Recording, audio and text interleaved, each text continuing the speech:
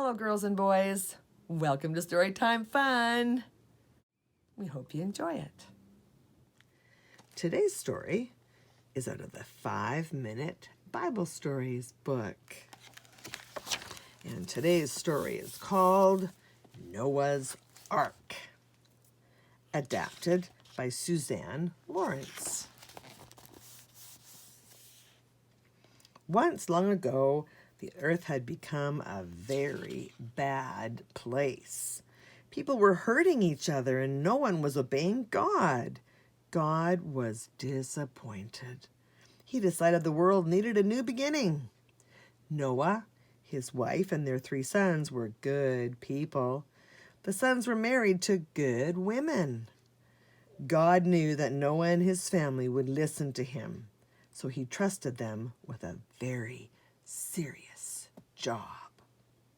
God told Noah that a flood would soon cover the earth with water. He told Noah to build a boat for himself and his family.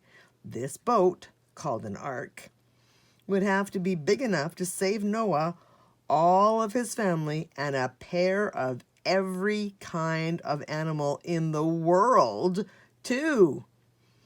God promised Noah that he and his family would be safe inside the ark. God told Noah to trust him. Noah listened carefully to God, and as he always did, then started to build the ark. His sons helped him, and his wife, and his sons' wives filled the ark with everything they would need to survive. Noah and his family worked and worked. It took them a long time to build the ark, but finally they finished it. Noah and his family were almost ready for the storm. The sky slowly darkened, and soon there was a long line of animals parading toward the ark.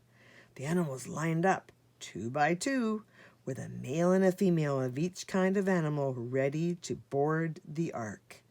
Pairs of zebras and giraffes and elephants lined up. Rabbits, horses, and turtles lined up. Lions, monkeys, and dogs stood in line too.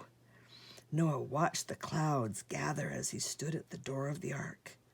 "Welcome," Noah said to each of the animals as they entered the ark. "We must hurry, the storm is coming." The animals moved faster and quickly came aboard, but many still stood impatiently in line. Looking into the darkening skies, Noah's wife worried that it might be too late. "God told me to trust him," Noah said. "He will protect us." At last, when all the animals had entered, Noah and his family boarded the ark. Noah pulled up the plank and sealed the door shut just as it began to rain. First, only tiny drops of water fell, but soon sheets of rain pelted the ark. The ground quickly turned to mud. The mud quickly became big puddles. The puddles quickly became ponds and then lakes. It rained and rained. It rained for 40 days and 40 nights. Water covered everything. There was no land anywhere. Even the mountains were covered with water. But Noah, his family, and all the animals were safe and dry inside the floating ark. They were all that was left in the world. Noah and his family felt frightened and lost. The animals were restless, and they were all very tired of traveling. They looked out the window. There was nothing but water, miles and miles of water. They knew that God would take care of them, though, because God had made a promise to Noah. Finally, the rain stopped.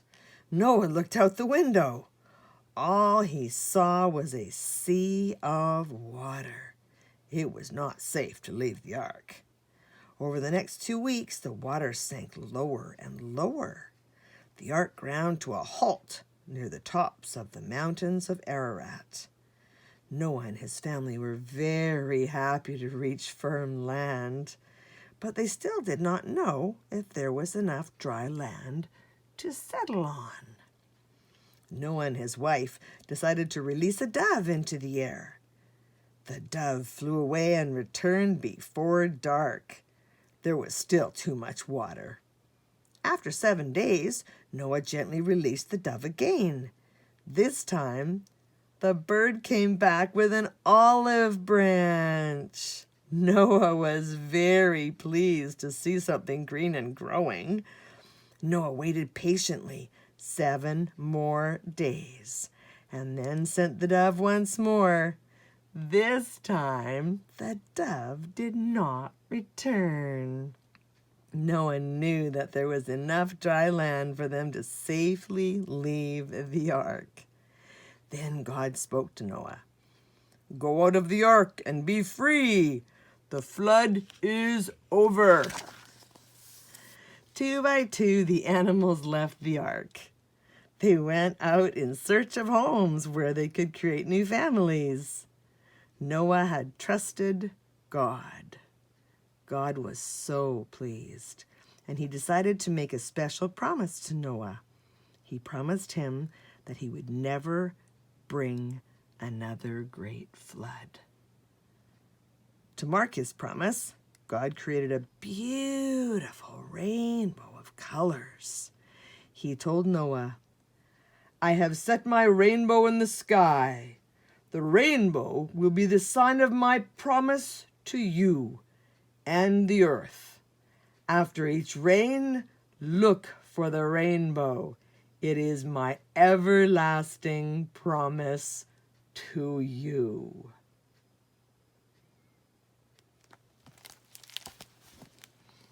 Well, that's it for today. We'll see you next time.